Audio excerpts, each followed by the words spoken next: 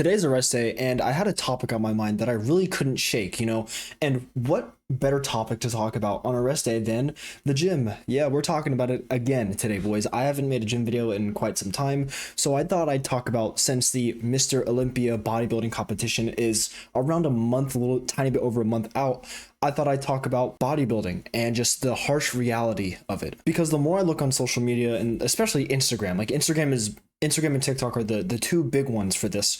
The more I look on social media, the more I see young people, predominantly young men, comparing their bodies to people who have been training for longer than they've even been alive, myself included.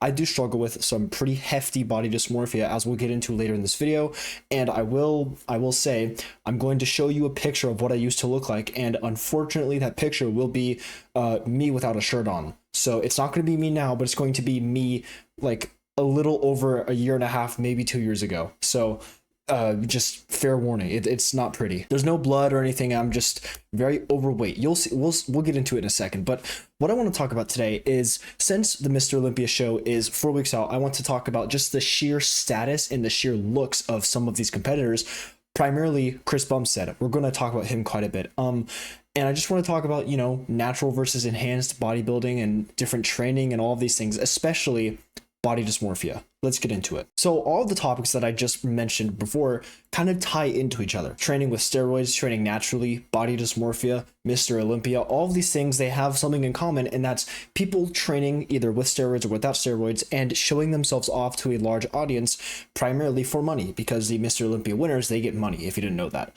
Chris Bumstead, I'm going to show a picture of him right now. Insane. One of the most incredible bodybuilders I've ever seen in my entire life. He's definitely up there with Ronnie Coleman. I think, in my opinion, he looks much better than Arnold Schwarzenegger, but all of these things, he is an incredible bodybuilder, and he's one of the main reasons that there is such a massive body dysmorphia issue on the internet. Now, no shade thrown to Chris Bumstead, right? I mean, my voice probably doesn't even reach the height of where he is, but people like him, and him included, these people train for so long. Let me get into this for a second. I've fallen into this trap many times where I find myself, who I've only been going to the gym for maybe 2 years, maybe a little bit over, to like 2.5 years. I've been going to the gym for under 3 years, right? Let's just say that. And I find myself thinking, looking into the mirror when I'm shirtless, thinking that I could be doing so much more, and I could be so much more in shape. I could be, despite everything going on in my personal life, I could be doing so much better. When in reality, that's not the case, really. I find myself comparing to people who have been training for as long as I've been alive. They've been training for 19 years, and these people have also been blasting gear for 19 years. Let me get a little bit more specific. When I open up Instagram, I see two things. The first thing I see are cars. Since I'm a car guy, I like a lot of Instagram pictures that have cool cars on them. The second thing I see are just these absolutely shredded, just massive, just like grotesque dudes. This is going to sound kind of weird, but I see a lot of shirtless men on my explore page, which is kind of weird. I'm a gym guy, right? So I tend to like pictures of people showing off their good looking physiques, and I must say, every time I look on Instagram, I'm like, whoa, that guy has a nice six pack. Whoa, those guys' arms are huge. Whoa, this guy's glute is wait, never mind. My point is, every single time I go on social media, I see these people who I unknowingly and unwantingly and subconsciously compare myself to. You do the same thing. I see these people who are just absolutely shredded with single percentage body fats. I see people who claim they're natural but clearly aren't. I see people who I wish I looked like, unfortunately, because no matter how strong you are, you're always going to want to look better, which is a point I'll get into next. But my main point here is that the content area on social media for fitness and bodybuilding is oversaturated with edited images and with people who train and design courses to sell to you, who claim that you can look like them naturally, when the point is you cannot. Let me just get this out of the way here. You will never look like anyone on the Mr. Olympia stage, okay? You will never do that unless you are a 0.001% genetic anomaly freak, that you have the perfect genetics for bodybuilding. You're constantly lean, and you build up a significant amount of muscle with hardly any effort. You will never be on the Mr. Olympia stage. And guess what? There's absolutely nothing wrong with that. Every single time I open up social media, I see these pictures of these incredible looking bodybuilders, these crazy enhanced people, these guys who look like literal Greek statues, who are standing in front of me getting pictures taken of them, and they're just on stage and they're just massive, right? They're huge. But then you dig into the personal background of these individuals that have been stepping on the stage, and you see that they've looked like that, or in some aspects have looked like that their entire life. Take, for example, Larry Wheels. This is a picture of how Larry Wheels looked when he was young. I don't know the exact age. I think he was 14 in this picture, but he was on no steroids whatsoever. I'm sure he wasn't even paying attention to his diet, or I'm sure he also wasn't weight training.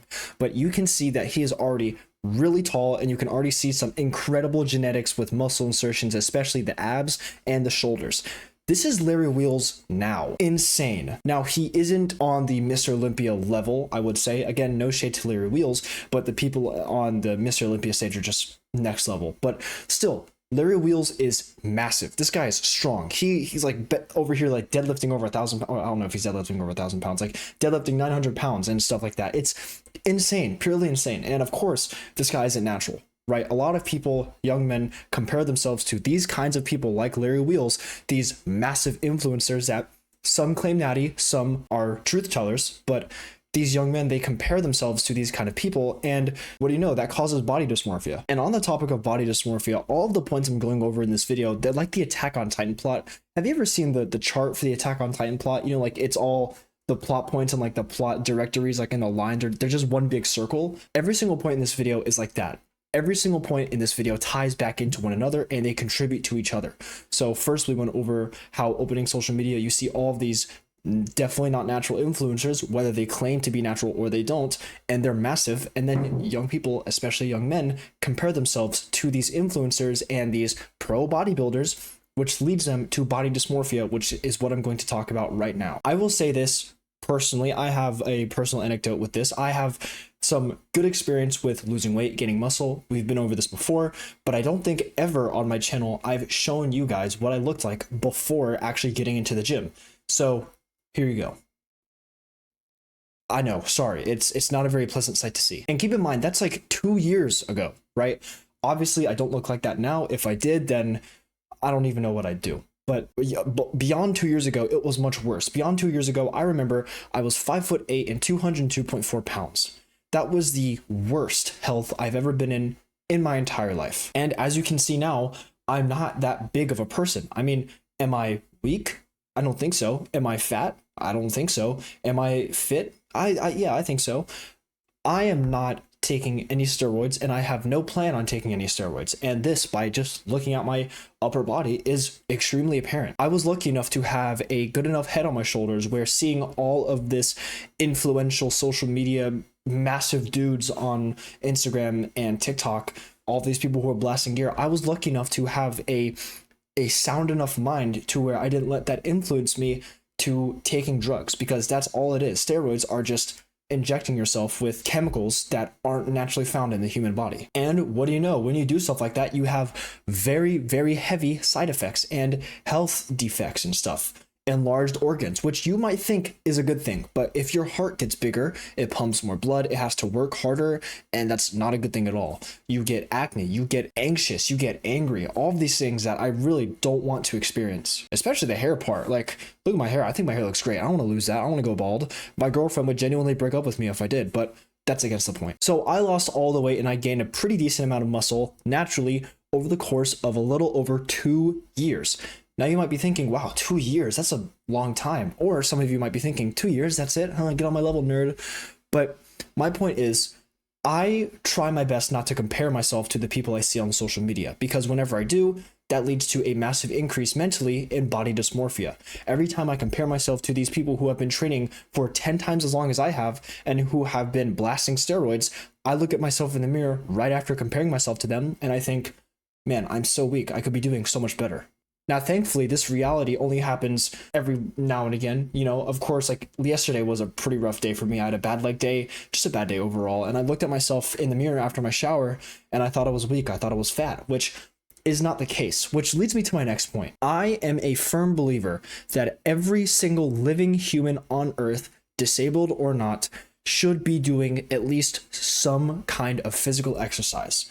And if this take brings me into some drama, I don't care. It is the basics of human health and human anatomy and human science that everyone, no matter your size, no matter your weight, no matter your height, no matter your color, no matter your age, should be getting some form of physical activity, whether that be walking, weight training, gymnastics, bicycling. I don't know. It is proven by thousands of hours of science and thousands of research papers that, I mean, also it's just common knowledge that physical exercise and movement is key to living a longer and healthier life, which who wouldn't want that? Who wouldn't want to look good and be healthy?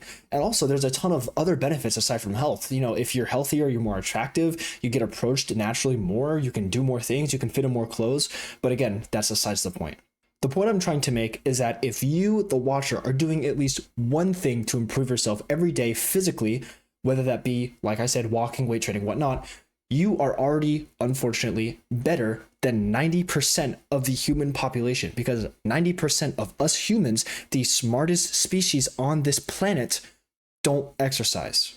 A little side note here, I've seen a few studies and watched a few videos on this, but if you can do like 10 push-ups and if you can do a pull-up, like only in the United States, you're better than like 70% of the population, strength and physicality wise. Like if you can do one pull-up, then you're already more, according to those studies. I can't find any, but you know, my sources, trust me, right? If you can do one pull-up and you can do like 5 or 10 push-ups, whatever it was, then you're technically more strong and more in shape than 70% of the United States of America. Now, I don't know how true this is, but I know that I can't do more than 5 pull-ups. So I don't know what that makes me. And I know this video's been pretty long and I've just been ranting on and on about things, but I'm trying to say that comparison is the thief of joy, right?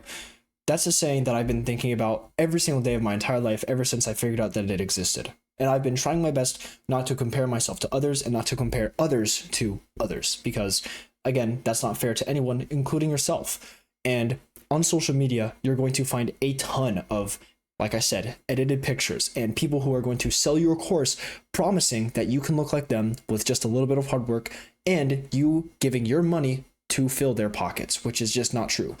Think Liver King, right? The Liver King, I'm sure you've all heard of him. I'm sure you've all seen him.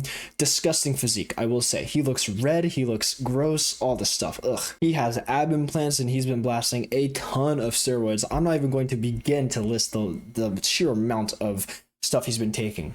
But his whole way of making money, and by the way, he advertises living a primal lifestyle, right? You need to follow the tenets of like living primally or whatever it was. You have like eat raw meat and like do a ton of walking and stuff like that. He lives in a massive multi-million-dollar ranch funded by him selling supplements and like different things to his consumers, to his audience, with the promise that if you eat these and if you consume these items, you will eventually look like him, which is just not true.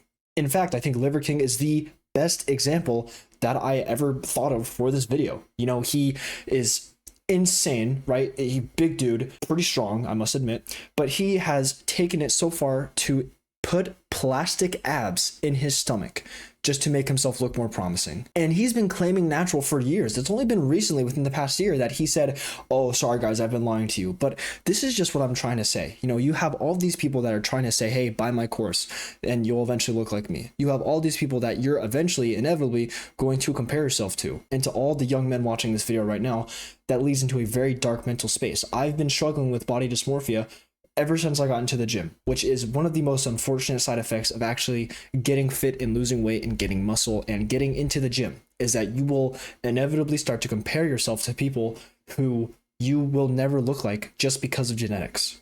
And also you'll compare yourself to other people who you will unfortunately never catch up just because of the simple fact that they were born sooner than you. The sooner you accept that you will never look like Chris Bumstead, the sooner you will improve mentally. And that's not a bad thing. I'm not saying to go out and look like Chris Bumstead, because believe it or not, bodybuilding, especially with the Mr. Olympia and the IFBB Pro people, they are some of the most unhealthy athletes in the entire like vicinity of athleticism. Think about it, right? These people have been blasting steroids. These people are shredding their body fat and they're getting dehydrated for a show so they can show more veins. They can show more muscle definition, which is how you win. But these people at their primes are some of the most unhealthy athletes. There have been stories predominantly on YouTube and different news articles where bodybuilders have complained about the bottoms of their feet hurting when they get near to their showtime because of how much weight they have to stand on and how surprisingly little muscle mass they have at this time. But that's a topic for a deep dive into a scientific video that I honestly don't have too much time. So I just want to say thank you for watching my very long rant. This is so far going to be, I think, almost a 16-minute video, which is a pretty close record for me. And I hope that all of the video that I just spewed on about made sense. Sorry it wasn't too funny. I'm trying to incorporate more humor into this stuff, but the more I record, the better I'll get. I know it's hard to not compare yourself to other people, especially when if you're trying to change, you're naturally going to be not confident about how you look. That's why you wanted to change in the first place. I know it's hard, but it is harder to just live with the fact and accept the fact that, hey, I'm comparing myself to others and these people are better than me and yada, yada, yada. It's much harder on you mentally to not fight it than it is to fight it. So I say, keep fighting and keep believing in yourself, because if you're doing even the smallest of things, you're better than a lot of people in that aspect. You are going to live longer. You're going to be healthier. You're going to look better. And the goal of this video isn't to tell you that your goal should be to be better than anyone. We're all equal. We're all humans. I'm just saying that, you work out. Of course, you're going to look better than some people. But that's enough from me. Get in the gym and stay safe.